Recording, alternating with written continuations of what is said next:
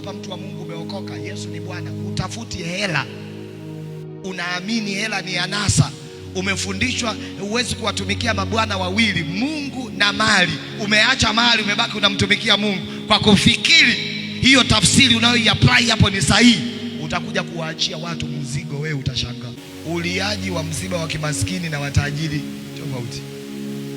Haleluya. Msiba wa tajiri, amekufa mke au amekufa mme,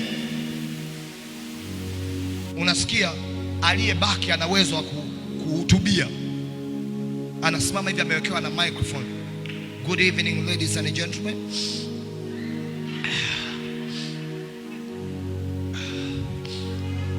I'm so sad today.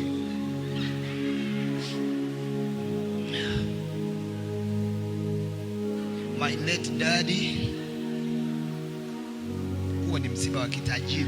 Mshua kaacha akaunti za shillings, za dola, za paundi, za euro, viko akaunti tofauti tofauti. Mshua ana maapartmenti ameacha huko, ana viwanja ambavyo bado havina project, lakini kuna kampuni ambazo zinaingiza mzigo kila siku. Unataka kwenye msiba wake watoto waongee na Mike na stress ya kazi gani? Unaenda kwenye msiba unasikia mama mtu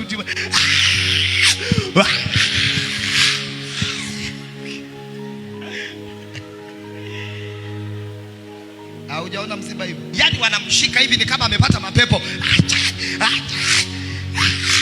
Alafu wanaongeza na neno, nitakuwa mgeni wa nani? Nitakuwa mgeni wa nani? Utakuwa mgeni wa nani kwani unasafiri kwenda? Hiyo ikufundishe atakuwa mgeni wa nani baada ya mshua kung'oka. Hamna kitu, atakuwa mgeni wa nani?